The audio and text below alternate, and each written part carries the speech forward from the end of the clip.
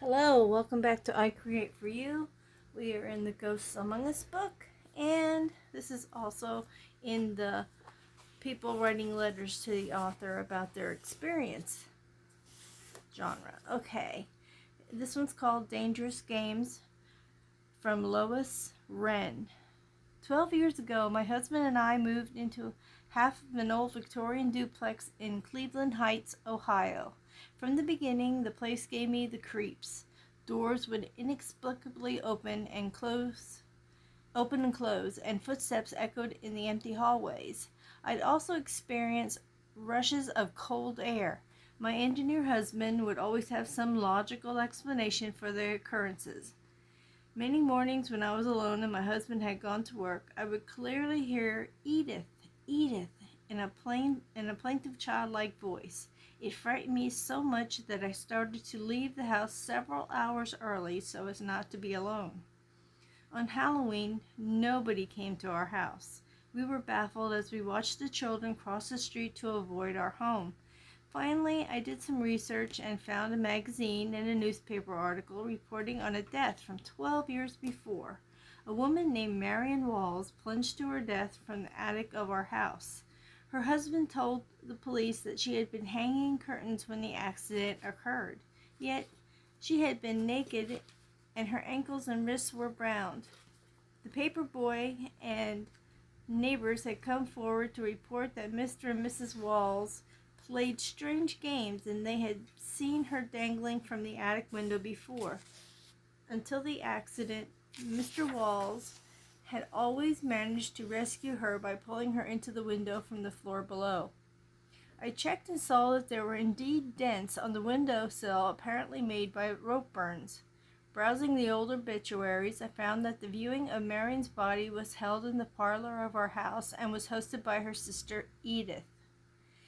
There were many incidents during our year in that house, and even my straight-laced black and white engineer husband came to believe that Marion's ghost was there. When we moved out, I told the landlord about it, and he said, "Oh, my wife divorced me after we moved here. She always got the creeps in that house." Prior to our moving out, the man in the other half of the duplex made an annoyed comment to my husband about all the racket last night. We heard it too and assumed it was them having a party. He also mentioned hearing people running up and down the stairs, which we had heard as well. Needless to say, we were pleased to get out of there. Oh, there's a strange one. And I'm surprised there wasn't more of an investigation into that husband who just supposedly said it was an accident. And she was hanging curtains when she fell out the window. Yep, I'd believe that one in a heartbeat, right? So I'm going to try to draw this lady dangling from the attic window, being that her hands and feet had marks on them, showing that she had been bound at one time. I think that would have been a red flag if you were any kind of decent detective. And I would surely try to find out how recent those marks appear to be.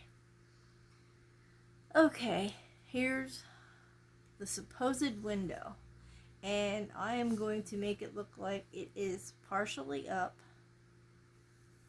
pushed up, so that she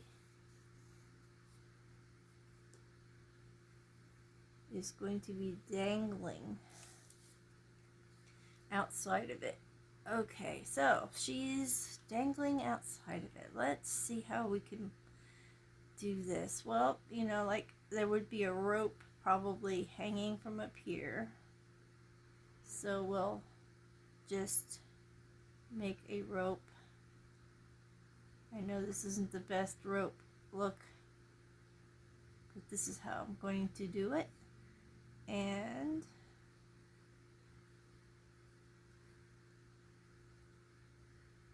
I'm going to do her foot. I'm just going to do one foot.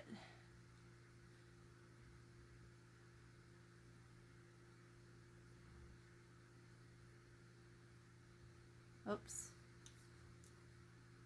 Gotta get her whole foot in there. And I'm going to wrap it around her ankle. Alright. This is a shoe, like a ballet shoe look type of thing. Now we're going to have our leg hanging.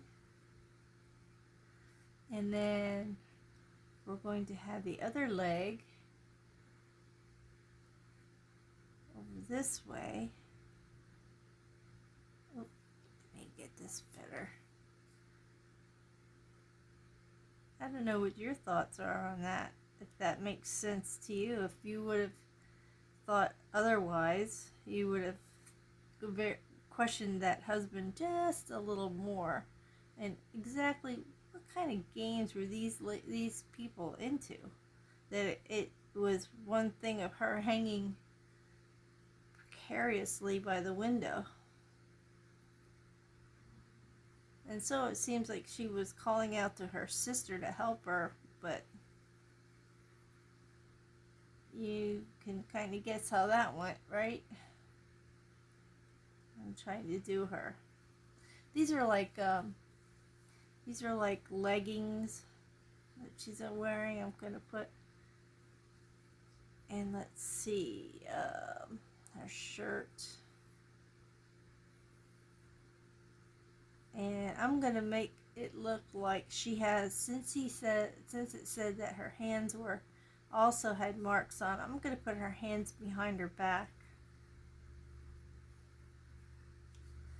Now I'm going to erase some of this window because her body is going to be in front of the window here.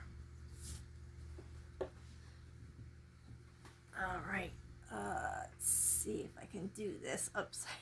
I've never actually drawn someone upside down, so this is going to be interesting, to say the least. Alright, and let's see.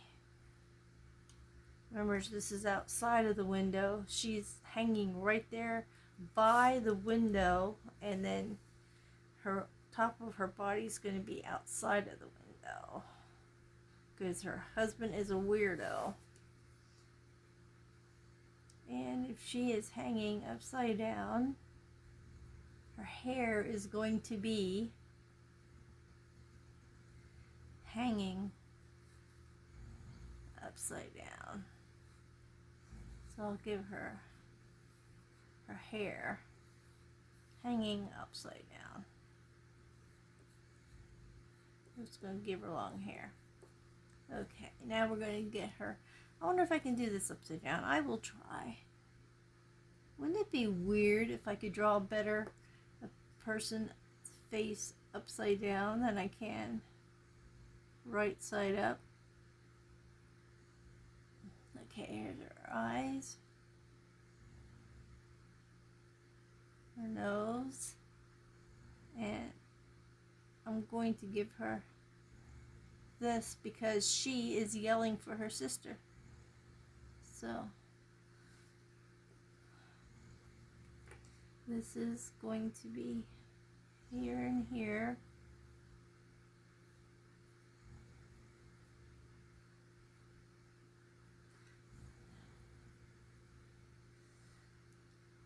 And I'm just going to put some wrinkles in her shirt.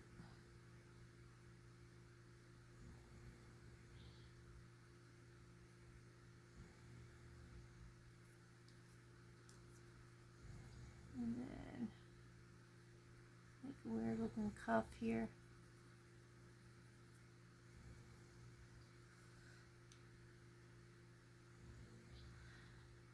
And I'd say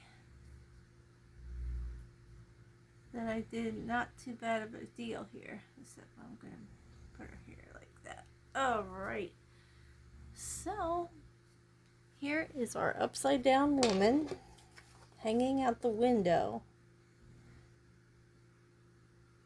playing some dangerous games with her husband that cost her her life. And were they actually games, or was this a way of him having control over her, and maybe she did something wrong that day, and so he decided, well, maybe you'll learn your lesson if I tie you up and dangle you outside the window. I don't think you'll ever do that again now, will you, right? Oh, such strange things that happen behind closed doors. Here's the curtain. I'm going to add a curtain just because I can.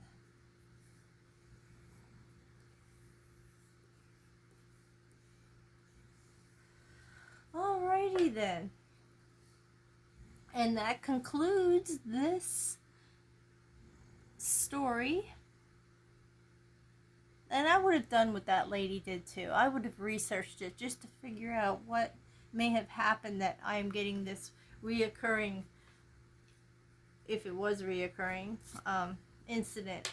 And I mean, like even the I don't know if you want to call it neighbor or the other tenant was also hearing things, so that kind of validated what they were hearing. And if it convinced her husband, who seemed to be a really hardcore skeptic and always had an answer for everything, well, then it must have been a really bold experience. Not bold, but a really in-your-face experience hearing this. And it's sad that she would be calling out her sister. I wonder if her sister ever knew that, if they actually ever told her that, yeah, the last thing that was heard was her yelling for you. That's horrible. Anyway, thank you so much for hanging out and checking out this story and my interpretation of how she lost her life, more or less. And stay tuned, because I have like let's see how many more in this section. We have 1, 2, 3 more in this section that are letters to authors about ghost experiences. Thank you so much for stopping by. Stay happy, stay healthy, stay creative, stay colorful, stay a little creepy, and stay tuned for the next video. Thank you so much. Please like if you liked it, subscribe if you haven't, and hopefully I'll see you in the next one. Bye bye for now.